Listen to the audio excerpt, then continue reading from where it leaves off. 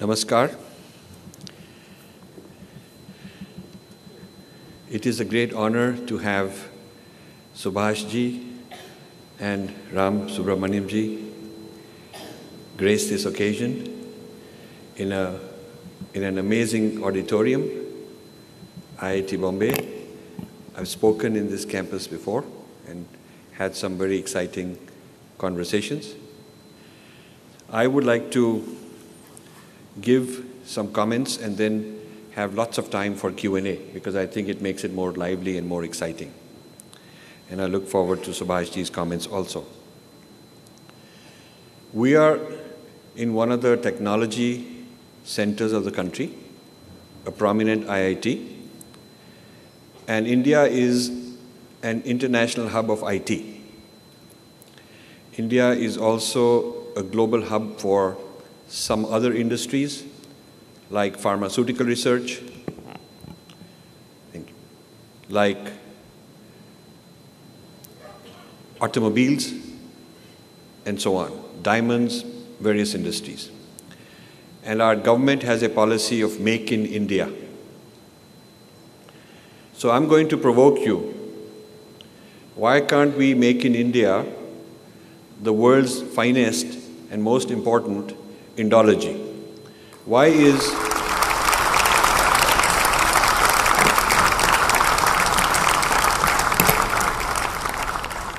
it that we are dependent on Videshi Indology?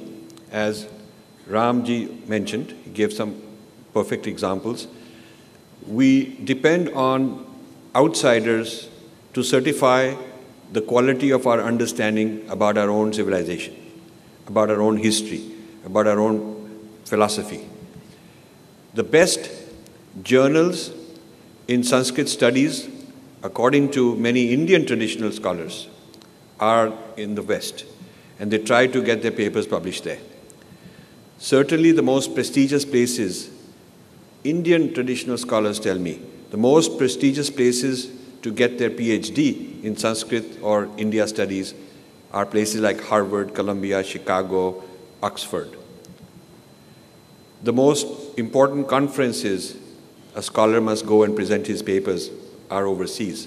So obviously, since the editorial boards consist of other people and the committees for dissertations consist of other people, and the gatekeepers of these festivals and conferences are controlled from elsewhere, that means that our people have to either live as a second-class citizen in that discipline, or they have to sell out their ideology and conform to what the West expects of them.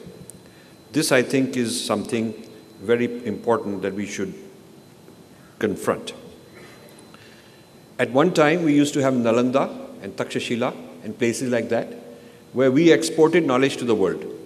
We were the Ivy Leagues of that time. People from all over would come, send their brightest students to learn all sorts of things. What is now called liberal arts is not something invented in the West. The same kind of stuff we used to be learned, researched and taught in our universities. So instead of being knowledge exporters, the way we were once, we've become knowledge importers. And in the study of our own civilization, instead of being the producers of knowledge, we've become the consumers. We've been trained to learn what others have written about us. Now this is very peculiar because it's not the case in China. China studies is controlled by the Chinese, mostly in Mandarin. Japan studies is controlled by Japanese people, government and industry. Arabic studies is controlled by the Arabs. Persian studies is controlled by Iran. Russian studies is controlled by Russia, and so on. We are probably the only major civilization whose intellectual discourse is controlled from the outside. Not imposed on us, but with our gratitude. We are very grateful that they are studying us. We are so grateful that they have found us interesting enough to study. It's a very interesting. Once I was criticizing Western Indologists that they have taken our adhikar from the traditional adhikaris. And he said very clearly in a big audience, He said, you should be actually very grateful that we are giving importance and prominence to your civilization. So I said, it's like King George V. Once he was asked, according to one report, why he's wearing the Kohinoor, why he's taken the Kohinoor diamond. And he's reported to have said that the people of India should be proud that the emperor of their emperor has chosen their diamond to put on his crown. That's the arrogance. And the fact that we accept it is shameful. Now, the question is, who has adhikar to describe what constitutes scholarship? Who has adhikar to describe, who can speak for the Vedic traditions, who can speak for Sanskrit and Sanskriti and Hinduism? Who has the adhikar? Who decides? According to the Western criteria of scholarship, Sri Ramakrishna would not be considered a scholar because he did not have a Western certified degree, nor did Vivekanand, nor did Paramahansa Yoganand, nor did Sri Aurobindo, and so on. So if you look at the definition of what constitutes an authority, you see, according to us, a rishi doesn't have to have formal certification, but has a higher state of consciousness, and that is his adhikar to speak from there. A yogi does not even know how to read and write. Could be the greatest yogi without having read a text on yoga. That's true. We don't have a written tradition of memorizing, learning from written. It's oral. So the idea of authority is quite a different authority. Of course, we have shastris. That's one kind of authority who knows a lot of texts. But that's not the only authority. We have bhakti poets that are authorities without being sort of text-oriented, learning old text-oriented. So the idea of authority is quite different. The idea of adhikar conceptually is quite different. Now I say this with respect to Western tradition that has produced a lot of good work. It's just that it has gone too far in imposing one view of what constitutes adhikar. Now, the knowledge industry, I used to, in my previous career, I used to be, one of the things I did is industry analysis. So when I started this field of looking at in India and its portrayal and misportrayal, one of the first things I did was to do an industry analysis of India studies. I made a database of everybody who studies Indian history, Indian politics, Indian religion, Vedas, Sanskrit, philosophy, anthropology, whatever, political science, social sciences, the humanities and social sciences. I made a database, and actually it's a few thousand people. So it's a huge industry outside India of people who studied Indian civilization. Same is true of Chinese, Japanese, all kinds of civilizations. These are huge fields. Then I started looking at who funds them. Why do they fund them? Who produces the knowledge? Is that knowledge consistent with what we think, or is it in conflict? And what is the output? Who benefits? What is the consequences? So I produced several reports 10, 12 years ago on the state of India studies as an industry. And it's quite sad, our own people didn't take any of this seriously. So the problem is not others are studying us their own way. They should, they have every right to. The problem is that we have not engaged them. So we have not defied them the way Ram said he's defied them. And I'm very happy he defied them. We need more people to stand up and say, I'm going to do it my way, and I have logic, I have proof, I'm not radical or anything like that. I don't have to be apologetic, and these are my findings. We need more such courageous people to stand up and assert.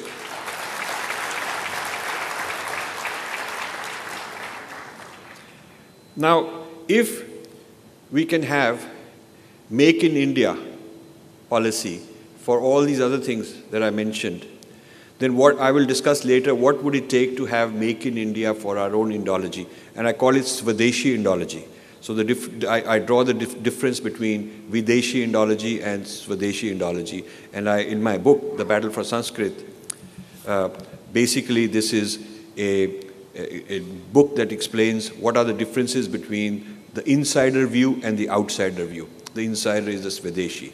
The insiders are people who have Shraddha for the language and for the Sanskriti, who have sadhana, who are very much invested in this, who consider it their own heritage, and who sort of feel this is their identity, this is their sense of values.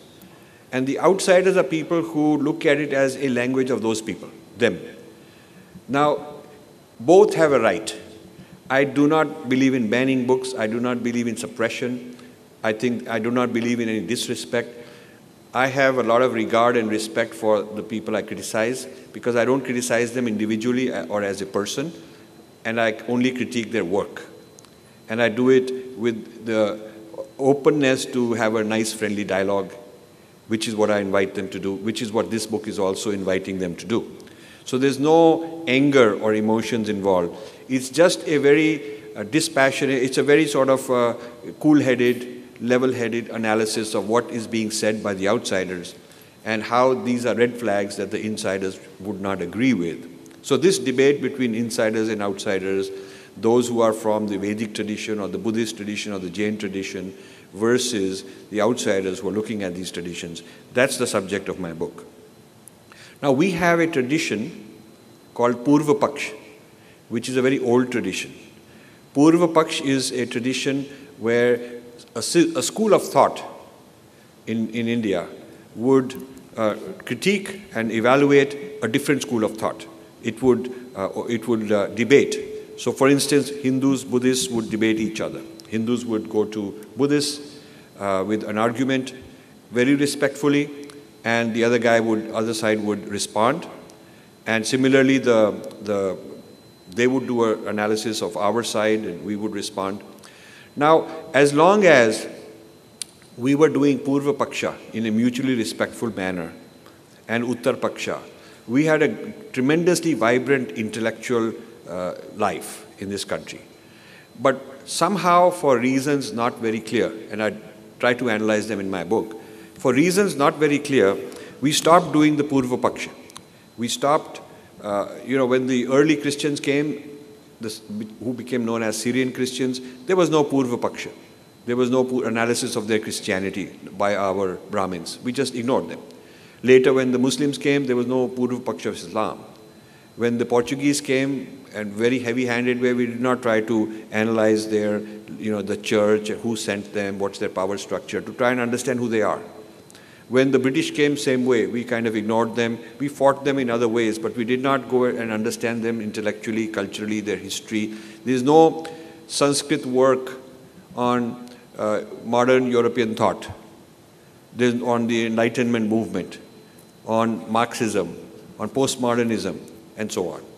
So a lot of our experts became introverted. We blame them, others, but we really should blame ourselves because we became introverted.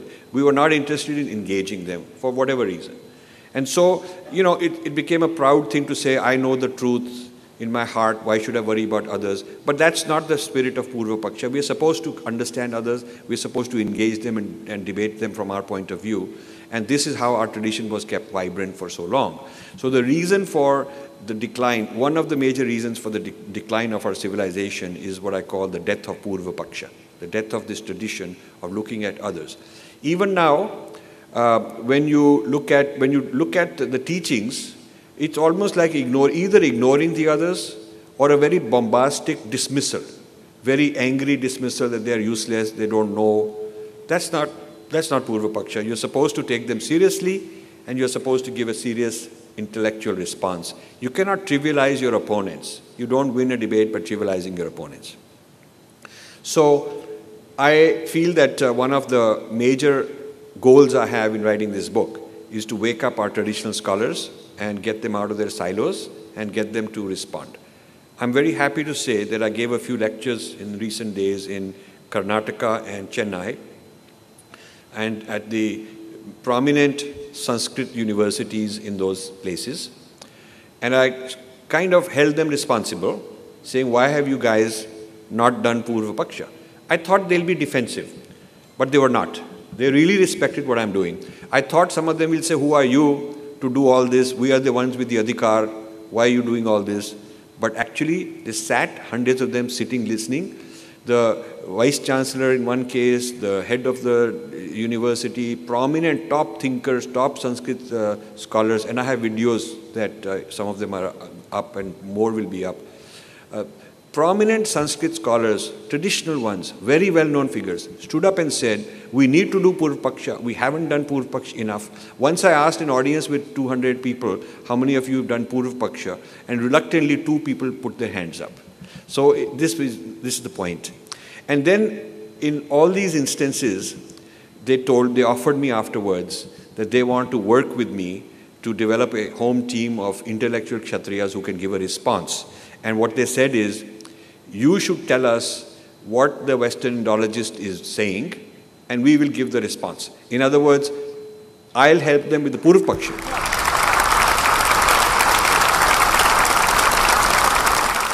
I will help them with the Purv Paksha of what the Western Indology is saying, and then the traditional scholars will develop the response, the Uttar Paksha. This is a very good team, because I cannot do what they can do, and they have not done what I am doing, for whatever reason. Maybe they're afraid. Some of them are afraid. Some of them don't know English. Some of them know English, but they don't know the Western idiom. They don't know the very sophisticated jargon, the terminology, which is used in Western Indology. It is based on Western Siddhanta or Western thought. And some of them are sold out. This is also true. The Indology empire, if you will, has taken some of the smart traditional scholars, put them on the payroll, and they're working for them. And this is well known. In Delhi University, I'm told there's 5 or 6. In Mysore, there are 1 or 2 prominent people, and so on. They're scattered around the country. Prominent Sanskrit scholars, it doesn't take a whole lot to just put them on the payroll. And then they start parroting what the other side is saying. And this way, the people who ought to be actually giving a response are actually join the other side. Now, the Indian left, this is an interesting point. The Indian left has received most of its theories and doctrines from the West. So when you want to know why is it relevant, all this is relevant because a whole lot of Indian left that you study in social sciences, Marxism, postmodernism, all of that, it is not Indian-born theories. There's no Marxism out of India. There's no Indian left out of India. There is, postmodernism theory, critical theory, literary theory. These are fancy new things that keep coming out. Feminist theory. These are all from the West, and they've been franchised and distributed into India. And the Indian left is very eager to show off who knows more about this Western theorist or that Western theorist. It's a deep inferiority complex to some extent. To some extent, it's a dismissal of our own resources. Of course, we have problems. We have a lot of problems. But we also have resources to solve those problems. And similar problems also exist in other civilizations. We have problems of, bias and whatever you want to say, gender and economic, social economic. But so also in the town I live, Princeton. I live in Princeton, which is one of the most elite, highly educated, high socio-demographic towns in the United States. And yet there is a very large Guatemalan immigrant community. They're from Guatemala, south of Mexico. They do a lot of the labor work. A lot of the labor work is done by them. And they're clustered in one huge part of town. A very large percentage of the town are Guatemalan immigrants. Many of them are illegal immigrants, some are legal immigrants. They speak Spanish, they are the underclass. So you'll find this underclass everywhere. Either it's blacks or it's Hispanics or it's Mexicans or something like that. So you have social problems everywhere. That it's not an excuse for us. We have to solve our problems. They have to solve their problems. But to dismiss the whole civilization because somebody can find something in Manusmriti or somebody somewhere else is not an acceptable thing from my point of view. The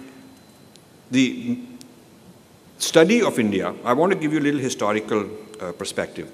The study of India, as far as we can tell, as we know it today, Indology, started in the late 1700s when Sir William Jones, who was a judge appointed by the East India Company in Calcutta, he became a lover of Sanskrit.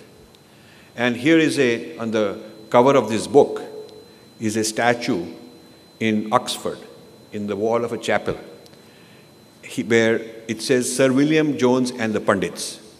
So Sir William Jones is sitting on a table, writing and giving dictation to the Pandit sitting on the floor. And Sir William Jones said, it is said of him in the caption, he gave the Hindus their laws. So it's like he's making the Hindu laws and sitting and taking dictation. Now, actually, he was the one sitting at the feet of Hindu Pandits learning Sanskrit. But in England, it's like he made these laws and taught them. And he distorted. He took a lot of smritis from various places, got things translated, and came up with what worked. The reason they did all this is British wanted to show that the rulings in India, the judgments they're making in India, are as per Hindu laws. So whatever they were deciding, they could say, we are applying Hindu law. What can we do, sir? We are applying your law. So this way, it's a good excuse also to do whatever one has to do and sort of blame it on Hindu culture. He started this field. He's one of the earliest Orientalists.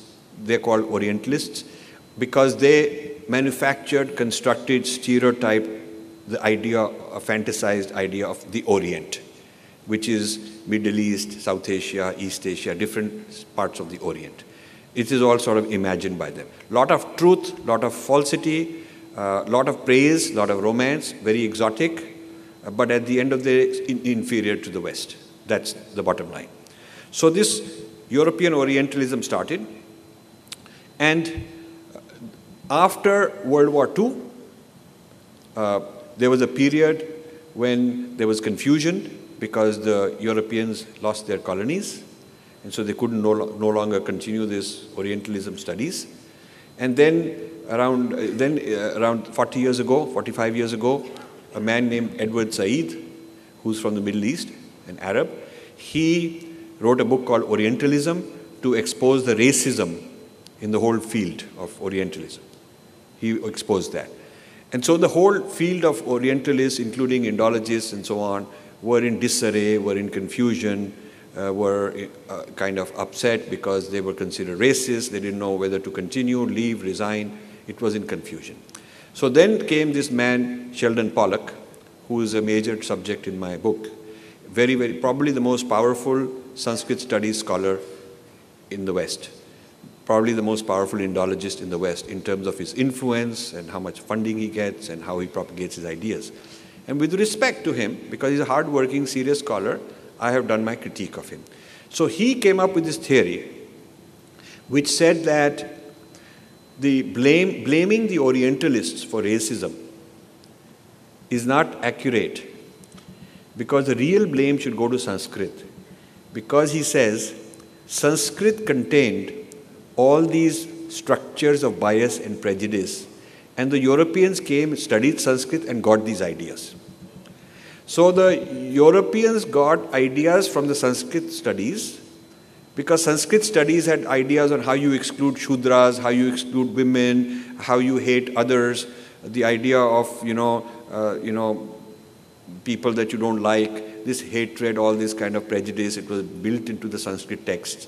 Europeans came, they learnt all this, and then they started using these ideas, adopted these ideas. So we can't really blame them because they got these ideas from Sanskrit. So if you really want to know the origin of the European Orientalism, it lies in something called Sanskrit Orientalism. And then he goes on to say that the Nazis, Holocaust of the Jews, was also because the Nazis were studying Sanskrit, and they were getting some of these horrible ideas from the study of Sanskrit.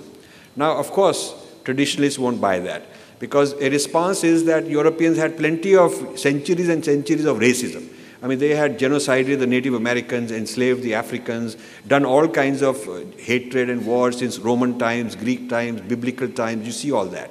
So how can it be that they didn't know all these things? How can it be that when they came to India, they learned all these things in India, as if they were so clean and naive and pure that they hadn't learned? So if you were to look up a paper called Deep Orientalism, if you search under Deep Orientalism, it's a PDF downloadable, you will see this argument given by them that the deep Orientalism is in Sanskrit. The European Orientalism is influenced by the study of Sanskrit. These are some examples of the problem as I see it. So I want to introduce an idea that I've mentioned in this book. I want to mention a couple of ideas. One is that in the Vedic times, the people who dismissed spirituality and sacredness and dismissed the Vedas were called Charvaks. They were called Charvaks. So they would be like atheists, like secularists. So I feel, and I have a section called Return of the Charvaks in this book, where I'm saying that it is the Charvaks who've come back. So we are not to disrespect them. We are used to this. We are used to this kind of debate. We have had it before. And so we can just think of these as modern Charvaks, modern and postmodern Charvaks. Now, they are more dangerous today than the earlier Charvaks, because the earlier Charvaks were not globally powerful. They were not that rich. But today's new Charvaks are very rich, well-funded. They control the literary festivals. They control the journals like Ram was mentioning. They control the academic study of our civilization. So they've somehow taken control. They're in the dominant position. I have no problem if they should have a voice, but it should be equal. The insiders and outsiders should be equal. Charvaks are the outsiders of the tradition. And now the Westerners, as the leading Charvaks, also have their own agenda. So this is a very interesting kind of Charvaks. And unlike the previous Charvaks, who did not have any science and technology results to show, today's Charvaks can rightfully say that the Western science and technology has produced amazing results for 500 years. Airplanes don't require spirituality to run, and the mobile phone and computer and internet do not depend on the concept of bhakti or deity or Bhagwan, or no spiritual concepts are needed. These are secular accomplishments, and that is true. Science has come a long way in a purely secular mode. There is absolutely no doubt about that. But today, there is research on consciousness, which takes the sacred dimension, the spiritual dimension, the practices of Hindus and Buddhists, and studies these as cognitive science, neuroscience, in a very systematic, analytical, empirical way, very scientific way. And major breakthroughs are coming in the understanding of the human mind, the human being, and so forth. And so we are finding a scientific understanding of the sacred dimension, the scientific understanding of spirituality. Certainly a lot of Hindu and Buddhist meditators are at the cutting edge of this kind of empirical research. So this is an unusual situation where the modernity and the ancient Indian civilization have a confluence.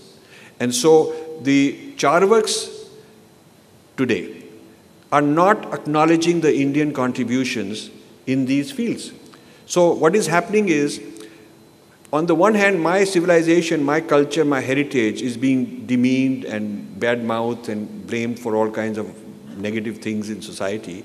On the other hand, the very same people are sucking out the knowledge and calling it their own, sort of like taking pi and attributing it to somebody, or taking infinite series and attributing it to somebody, which is what Ram was telling you about. That same thing is now happening in consciousness studies. Consciousness studies is the cutting edge of taking Hindu, Buddhist ideas, both practices and theories, and remodeling them in a Western manner. And then once it is remodeled in a neutral manner, then there is other people who Christianize it. So one of the largest movements of yoga is called Christian yoga. And Christian yoga says this is Christ chakra, this Christ chakra. And Surya Namaskar is translated as sun salutation, not S-U-N, which would be sun, but S-O-N, son of God. So salutation to the son of God, this Jesus. So this whole kind of manipulation of terminology, historical claims, etc., are going on. So whether it is digesting our civilization into Judeo-Christianity, which is going on, whether it is digesting it into secular science, neuroscience and things of that sort, which is also going on, our shastras and practices are rapidly being digested into other cultures and civilizations frameworks. So people who do Indology, Sanskrit studies, South Asian studies, are silent on the positive contributions of Ayurveda, the origins of meditation and yoga, mathematics. They are totally silent on that. On vegetarianism and respect for the ecosystem and environment, on the resources for the feminine as divine. I mean, the resources that we have, which are positive, are not being attributed to us. They are gradually being appreciated and repackaged as somebody else's. This is a huge industry to take knowledge from India and repackage it, reformulate it as knowledge that originated in a Western country. So new Westerners are coming up. So for instance, lucid dreaming. Lucid dreaming is Yoga Nidra. It is pioneered by Stephen LaBerge of Stanford. And he's going around teaching lucid dreaming. It's become a very big field. But when you talk to him privately, he'll say, yes, I learned it by such and such guru and such place, and it is Yoga Nidra. And Vipassana has become mindfulness. Vipassana has become mindfulness. One of the books I'm writing, actually it's finished, I have to publish it, it's called The Mindfulness Industry. The industrialization of Buddhism going on in the West very rapidly.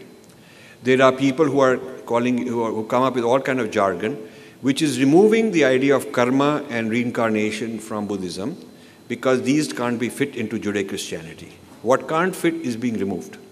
What the science needs is being taken. So this tendency is going on, and it's our people who are not vigilant, and we're not sort of resisting that, we're just letting it happen. Now, some people ask me if this is un-American, anti-American, and so on. I lived there for 45 years. I understand the country, I love the country, and I know a lot about the US and how it works. United States is basically a project of foreign immigrants who negotiate their identity within the American umbrella. So we have Irish Americans, we have Black Americans, Hispanic Americans, Jewish Americans, Chinese Americans, and Indian Americans. Every group's history, if you look at the history of America, it's a history of immigration and identity formation. Every group goes through the stage of first establishing itself, then negotiating who they are collectively, that we are this, and we don't agree with the way the textbooks are written about us. Blacks had to fight to get rid of all kind of racial prejudices. Women had to fight from the 60s onwards to get rid of all kind of male-oriented references to them. So every group, this is part of the American way. To become fully American, you take your collective identity and you debate, you negotiate, you argue, and you want a respectful place for yourself within the American system. There is absolutely nothing American for having a positive Indian identity, a Hindu identity, and a Buddhist identity. In fact, to do so is what makes you properly an American. So those Indians who are very afraid, "Ke mat bolo, kya ho jayega," really don't understand America at all. And this is strange. In India, you can't assert positively your Hindu identity without being called communal. But in the United States, I can do that. It is not called communal.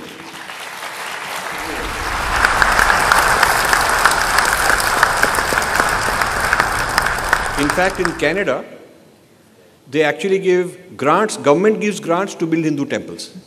Every minority.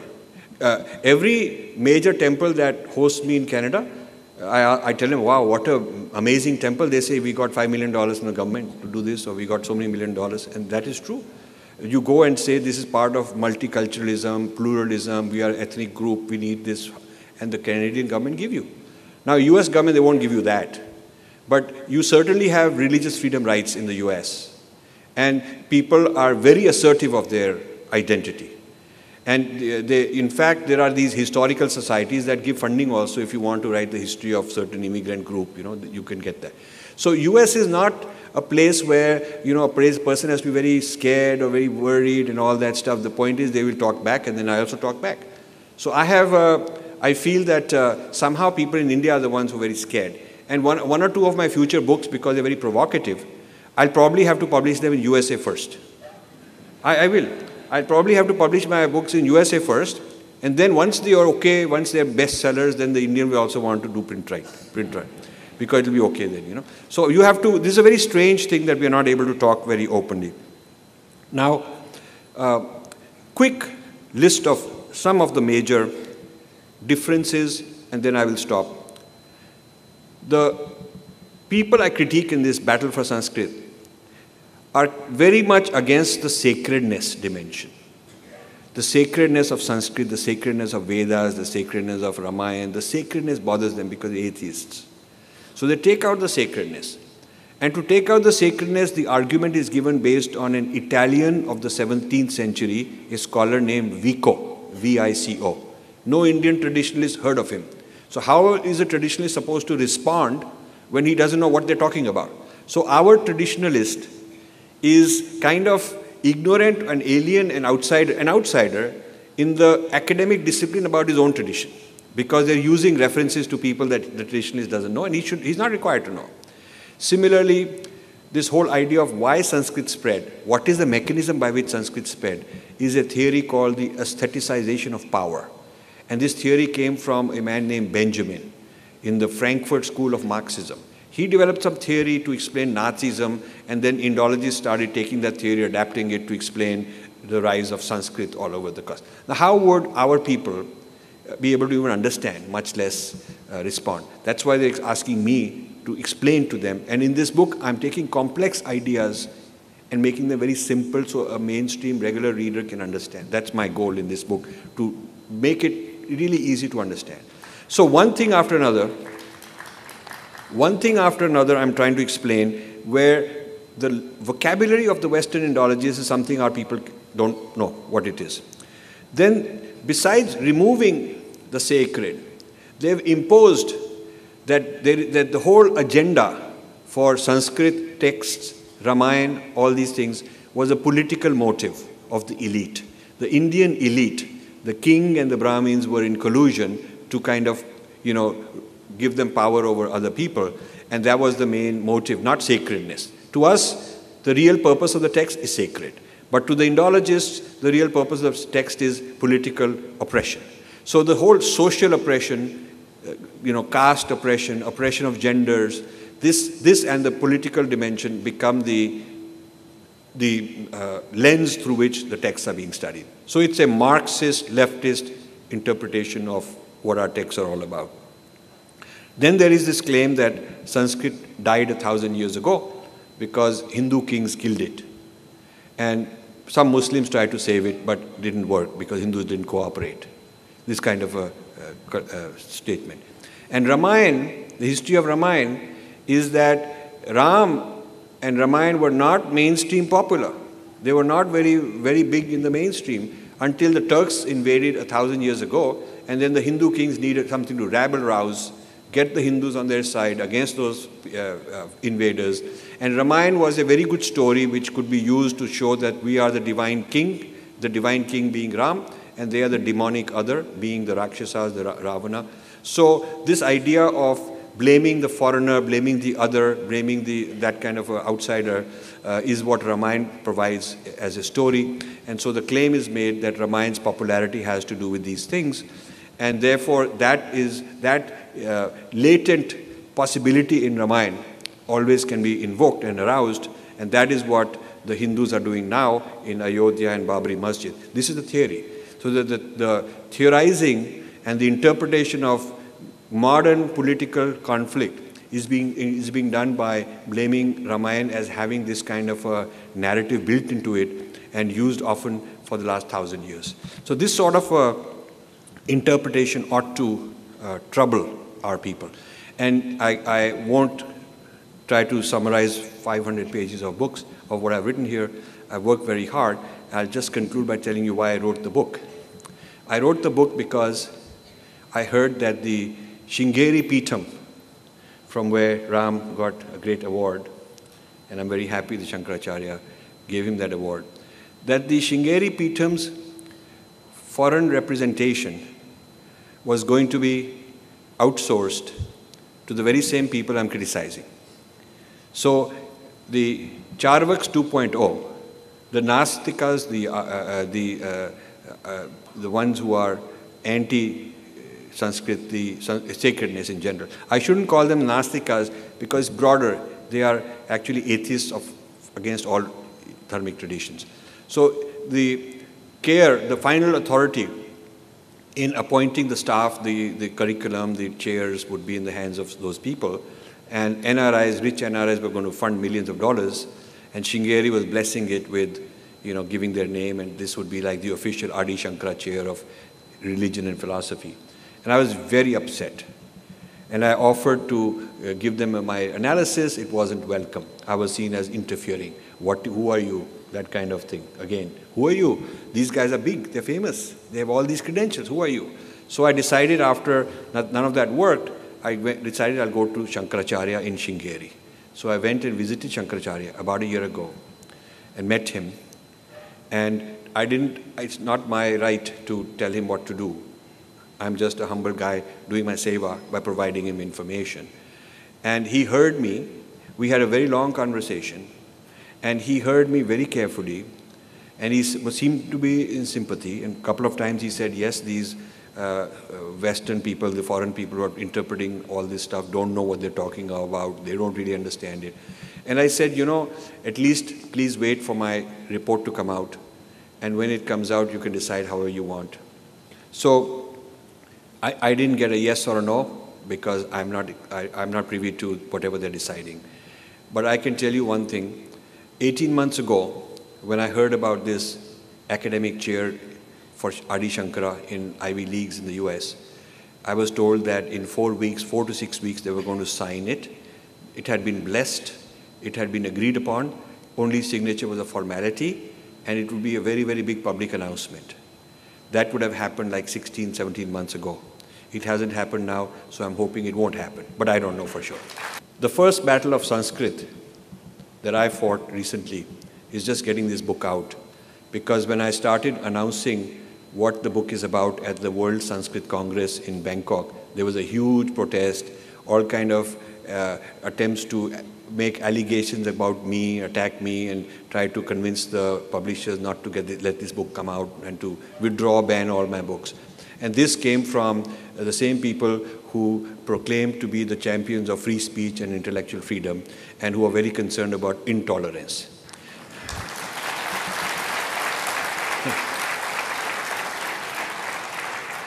But I'm happy to tell you that their petition against me got 250 signatures, of course, by important Indologists and their Indian, left-wing supporters and so on. And I'm happy to tell you that some of you here in the audience and in other places put up a counter petition to support me, and we got 11,000 signatures.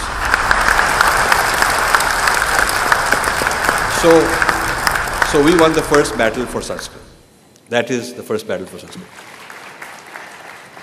And then, without mentioning names of specific institutions, during this tour, suffice it to say, certain well-reputed institutions that invited me had certain professors in the humanities who didn't want me to speak.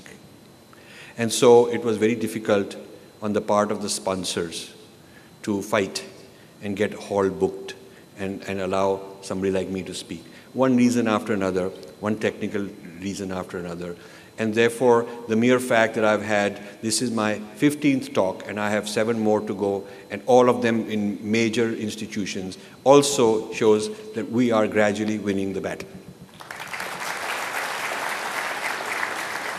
So I just want to conclude by saying, I invite debate. I may be wrong.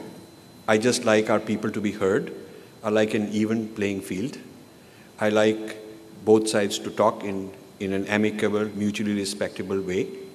And that's all I seek, is insiders and outsiders being able to talk. Unfortunately, in the West, in the West, right-wing, left-wing talk. They have debates, they have arguments. They don't have a Chinese coming and mediating. But in India, they all go running to somebody else to come and mediate between them, which is like the British used to mediate between one Raja and another Raja. It is a very dangerous thing. We must learn to talk to each other directly as Indians, even though we disagree with each other. And we don't need to go and get somebody else's adhikar or get somebody else's support. We don't need to get foreign funding and authority for us to be able to get along with each other, even though ideologically we may disagree, because debating and argumentation is part of our tradition, and that's okay. Thank you very much.